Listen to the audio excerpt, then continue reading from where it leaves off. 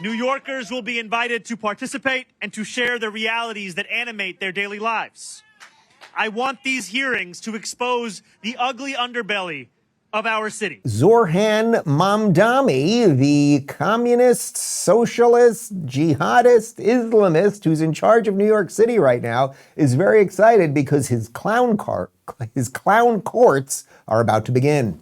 And I am also proud to announce that I will be signing an executive order directing HPD to work alongside the Department of Buildings, the newly invigorated Mayor's Office to Protect Tenants, the Department of Consumer and Worker Protection, and our newly created Office of Mass Engagement to hold rental ripoff hearings across all...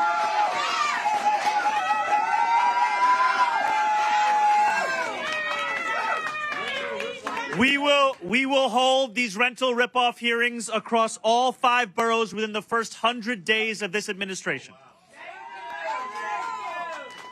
New Yorkers will be invited to participate and to share the realities that animate their daily lives. I want these hearings to expose the ugly underbelly of our city.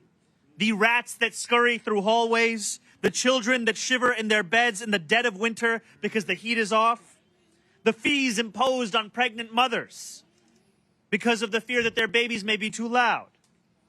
I want these hearings to draw attention to homes like the one I visited on my first day as mayor.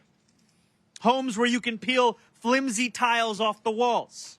Homes where the pipes drip and rust. Homes where roaches scuttle across the floor. Homes where when you ask the tenant who lives there, when did this issue begin? They tell you it was when their oldest born was just a few years old. And when you ask them of their age today, they say it's more than 20 years old. I want New Yorkers who have long been ignored by their landlords to finally be heard by our city government. These are not just listening sessions. These will be the rooms where the scope of the problem is understood, where it is addressed, where a report is drafted from which policy will be devised and crafted, and where New Yorkers have the opportunity to shape their democracy and its outcomes. And this is only the beginning of our work to transform the housing landscape and the lives of tenants across New York. If you've ever been seriously hurt in an accident, your injury could actually be worth millions, and most people have no idea. Insurance companies love to lowball claims, offering way less than what you deserve. That's why there's Morgan & Morgan, America's largest injury law firm with over 1,000 attorneys across 50 states. They've been fighting for people for more than 30 years, and they don't settle for lowball offers. Just recently, they won $12 million in Florida, $26 million in Philadelphia, and $6.8 million in New York, all way above what insurance companies offered. And the best part, it's completely free unless you win. No upfront costs, no hidden fees. It takes only a couple minutes to see if you have a case. Did you know you can start a claim with America's largest injury law firm in just one click? It's super easy. Just go to forthepeople.com/Rubin or click the link in the description and pin comment.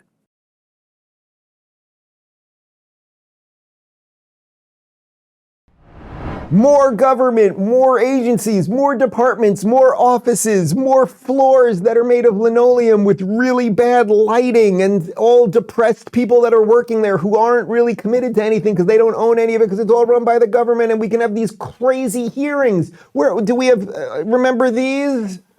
Yeah, that's The Dark Knight Rises, and that's the Scarecrow there. And he had those kind of clown court hearings, and you got to choose. You were guilty either way, but you could choose to be, I think it was killed right there, or you could walk off in the ice and be killed a few minutes later. And that's basically what is coming to New York City. But not only that, okay, so they're gonna have more offices, rental rip-off hearings. By the way, that's not to say that there aren't bad landlords. Of course there are bad landlords. And by the way, in many cases, there are bad landlords because you guys artificially do things with rent regulations and all of those things so that they can't make enough money, or they choose not to do repairs to things because they're not making as much money, right? If an apartment could potentially go for, let's say, $3,000 fair market value, but you guys say, oh, this person's been living there for a while, it can only go for $1,000, right? Well, then the guy that owns the building might be like, well, I'm gonna put less into the building. And trust me, I lived in New York City for many years, and buildings, that cracks were falling all over the place, and there were leaks, and there were times in the winter that our heater didn't work for months. I'm not defending the landlords of New York City